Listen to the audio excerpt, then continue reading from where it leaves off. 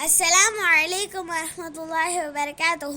إن الحمد لله نحمده ونستعينه ونستغفره ونعوذ بالله من شرور أنفسنا ومن سيئات أعمالنا. من يهدي الله فلا مضل له ومن يضلل فلا هادي له.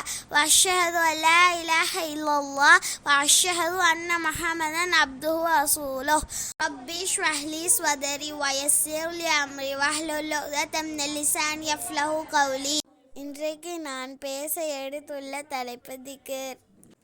சஹாபாக்கள் எல்லாம் நபி ஸல்லல்லாஹு அலைஹி வஸல்லம் அவர்களோடு அமர்ந்து இருக்கும்போது நபி ஸல்லல்லாஹு அலைஹி வஸல்லம் சஹாபாக்களிடம் கேட்கிறார்கள், உங்களால் ஒரு நாளைக்கு 1000 நன்மை எந்த கஷ்டமும் இல்லாமல் சிரமப்படாமல் சம்பாதிக்க முடியுமா என்று கேட்கிறார்கள்.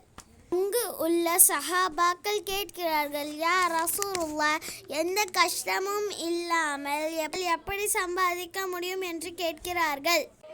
அதற்கு நபி ஸல்லல்லாஹு அலைஹி வஸல்லம் அவர்கள், யார் ஒரு நாளைக்கு 100 முறை அல்லாஹ்வை தஸ்பீஹ் செய்கிறார்களோ அல்லாஹ் அவர்களுக்கு 1000 நன்மை அளிக்கின்றான், 1000 பாவங்களை மன்னிக்கின்றான் என்று நபி ஸல்லல்லாஹு அலைஹி வஸல்லம் அவர்கள் கூறுகிறார்கள். முஸ்லிம் 2698.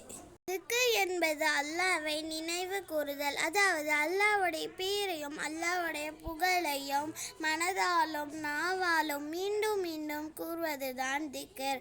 அப்படி கூறுபவருடைய மனமானது எப்படி இருக்கும் என்றால், அல்லாஹ் திருக்குர்ஆனில் அத்தியாயம் 13 வசனம் 28, الذين آمنوا تطمئن قلوبهم بذكر الله ألا بذكر الله تطمئن القلوب. ألا அறிந்து கொள்ளுங்கள், بذكر الله تطمئن القلوب.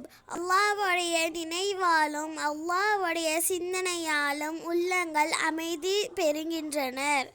நாம் அல்லாஹ்வை அதிகமாக திக்ர் செய்ய வேண்டும் என்று கூறியவளாக என் உரையை முடித்துக் கொள்கிறேன்.